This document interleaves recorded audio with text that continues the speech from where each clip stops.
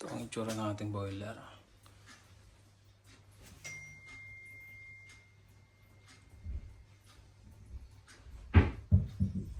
Yan pala yung umapoy.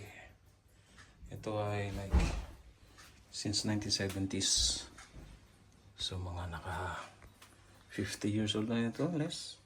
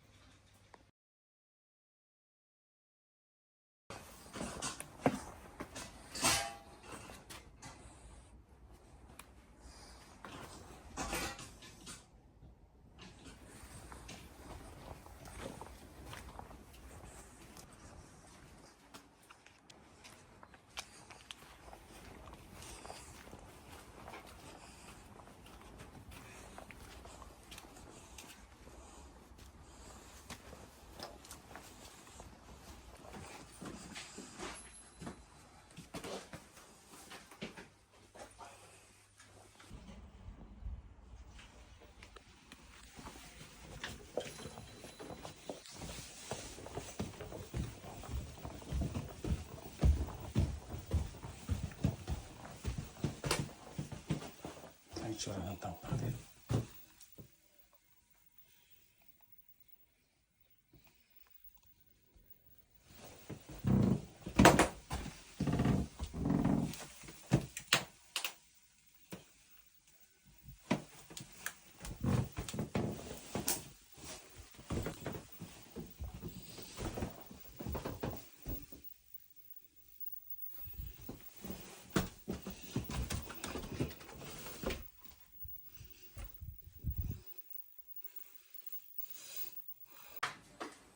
Second day and last one day.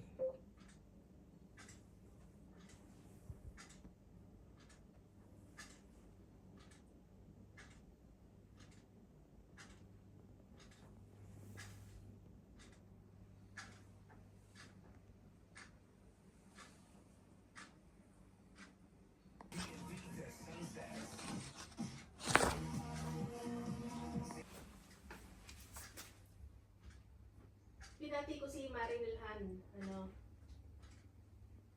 birthday niya kasi kahapon. Tapos sabi niya, may celebration daw siya. Isa sa Canada, isa sa Pilipinas.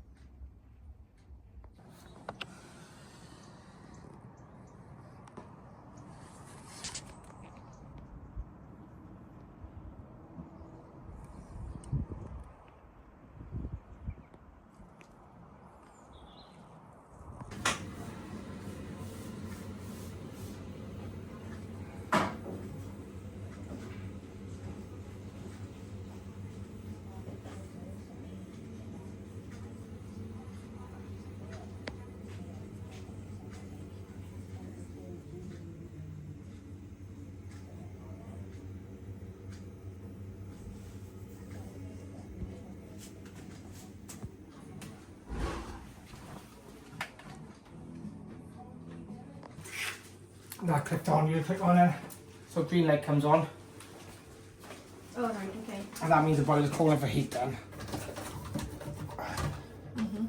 And then the back down pass number, so you're going back down. Okay. What is that then? That's the room temperature. Room temperature. Yeah, that's the room temperature. Ah. That's where you're setting it at then. So So you got to go above whatever number or below whatever number to come on or off. okay. Where's the radiator? Is it separate? That's the way it is. Radiator. Your hot water, It's automatic. as you open the tap, Okay. 65, yeah. 65, yep. 65. Your hot water's then set at 55. If you want it hotter, just go up Okay. or down. We leave it 55, so you can set it then, press OK. Your pressure then, if it says low pressure, because we drained it down with our last day or two, it's been drained down. It might be a bit of air stuck in the system, but it lets the air out itself. So if you find your boiler's not working, and you come here, it says low pressure, press the 3 lines, down to boiler status, and you see the green line there, look. If it's down there, you see the black taps, open one, open the other, you'll see it go up a bit now. 1.2 is on. but you don't want to be too much pressure because you've got pipes in the floor. So So what's the normal pressure then? Between 1 and 1.5. Between 1 and 1.5. Ah, okay. It's 1.2 at the moment. So that's okay. Yeah, so all you do is open them and shut them back off then. Ah, okay. That's off. Yeah. On and off, yeah.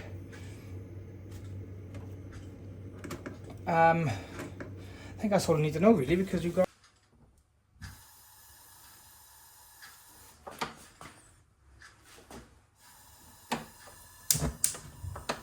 Meron na. May apoy na. Hot water na siya. Tapos na.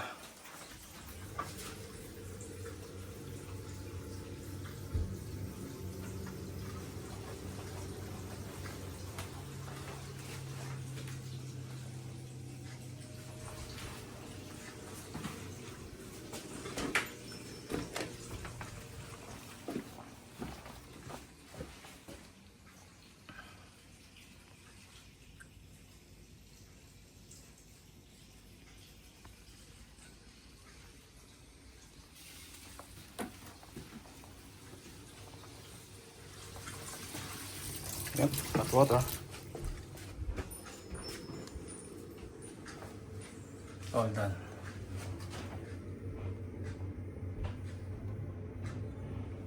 Brand new.